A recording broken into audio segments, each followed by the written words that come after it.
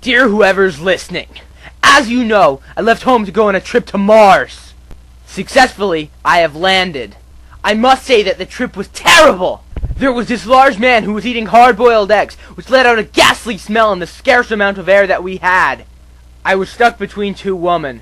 The woman to my left had 4 babies scattered amongst her other 8 children. One was on her lap, one was on the floor, one was in the upper compartment, and one was on my shoulder, drooling in my ear. The woman to my right was a homicidal serial killer under custody. She kept on grabbing my knee and staring at me. It really freaked me out. The kid in back of me kept on shaking my seat, giving me a massive headache. Plus, they ran out of Dr. Pepper and salted peanuts.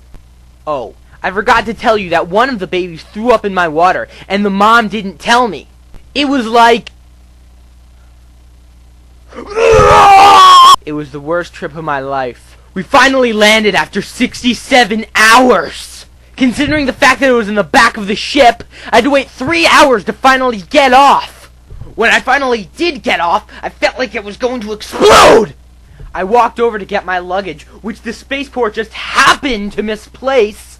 I bought some cheap t-shirts and gym shorts, and then I headed over to my hotel, which was a disaster. It was a Gary Coleman disaster. Thank you, family, for getting me the cheapest room possible. When you told me I didn't get maid service, I didn't know that meant that the room would never be cleaned. To start off, my blanket was filled with cigarette burns. There was a blood stain on the wall. The toilet was covered in some weird fungi. And I was sharing my room with a family of squirrels. I know you are interested in what Mars looks like. And to tell you the truth, it's really somewhat boring.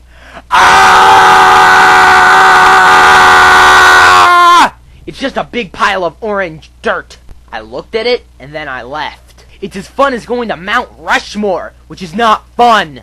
The sky was a putrid purple color, and it got very bright during the afternoons, and it hurt my eyes. The air smelled like old whitefish wrapped in American cheese and left sitting in an old station wagon with leather seats for 2 months. The food was gross. It made me wish I was eating my toenail clippings. And to top it all off, it was so cold, it would make your urine freeze while it was still in your body. The locals there were unkind and not friendly. They were like an evil offspring of Hannibal Lecter and Jason Voorhees. They weren't the kind of people you would invite to your birthday party. In particular, there was a coalition of young boys who kept on following me around and throwing space leeches at my face. I eventually got pissed and I threw a cinder block at them. I got in trouble. I paid a fine of $300 to the parents of the rodent children because I apparently broke the law. Now, I know you are all wondering whether I'm going to be coming home anytime soon. The answer is a definite yes! I would rather put 50 slashes in my skin than jump in a pool of salt than stay here longer.